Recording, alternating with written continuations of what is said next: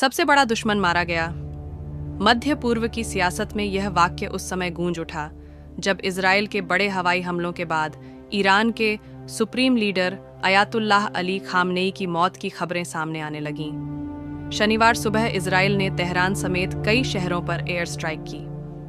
हमलों के बाद धुएं और मलबे के बीच ऐसी रिपोर्ट्स आईं कि खामनेई का शव एक तबाह इमारत के मलबे से बरामद हुआ है।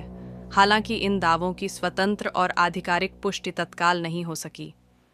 मीडिया रिपोर्ट्स के मुताबिक इजरायली अधिकारियों ने दावा किया कि हमलों का निशाना ईरान के सैन्य और रणनीतिक ठिकाने थे।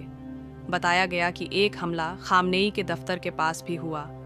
उस वक्त वह कहाँ थे, यह स्पष्ट नहीं हो पाया। यह भी कहा गया कि उन्हें पिछले कुछ दिनों से सार्वजनिक रूप से नहीं देखा गया था। इसी बीच बेंजामिन नेतन्याहू ने बयान दिया कि खामनेई के मारे जाने के संकेत मिले हैं। उनके इस बयान के बाद अटकलों का दौर और तेज हो गया।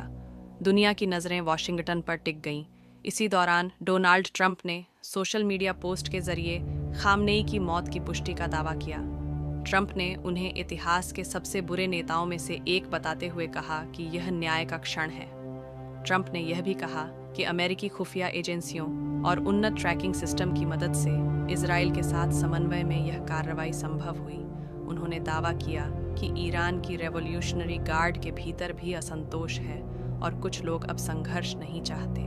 ट्रंप ने चेतावनी दी कि यदि आवश्यक हुआ तो बमबारी जारी रह सकती है जब तक कि क्षेत्र में स्थिरता और शांति का लक्ष्य हासिल न हो जाए। 86 वर्षीय खामनेई 1989 से ईरान के सर्वोच्च नेता थे। रूहुल्लाह खोमेनी की मृत्यु के बाद उन्होंने यह पद संभाला था। 1979 की इस्लामिक क्रांति, जिसने मोहम्मद रजा पहलवी को सत्ता से हटाया, उसके बाद बनी व्यवस्था में खामनेई का केंद्रीय प्रभाव रहा। ईरान में सभी बड़े राजनीतिक, धार्मिक और सैन्य फैसलों पर अंतिम निर्णय उन्हीं का माना जाता था। रेवोल्यूशनरी गार्ड सीधे उन्हें जवाबदेह थी और उन्हें देश का कमांडर इन चीफ माना जाता था। अगर उनकी मौत की आधिकारिक पुष्टि होती है तो यह ईरान के इतिहास का एक निर्णायक मोड़ साबित हो सकता है। इससे न केवल देश की आंतरिक राजनीति प्रभावित होगी, बल्कि पूरे मध्य पूर्व की सामरिक और राजनीतिक संतुलन पर भी गहरा असर पड़ सकता है। फिलहाल पूरी दुनिया तेहरान से आने वाले आधिकारिक बयान का इंतजार कर रही है। एक बात साफ है, इस खबर ने वैश्विक राजनीति में नई हलचल जरूर पैदा कर दी है।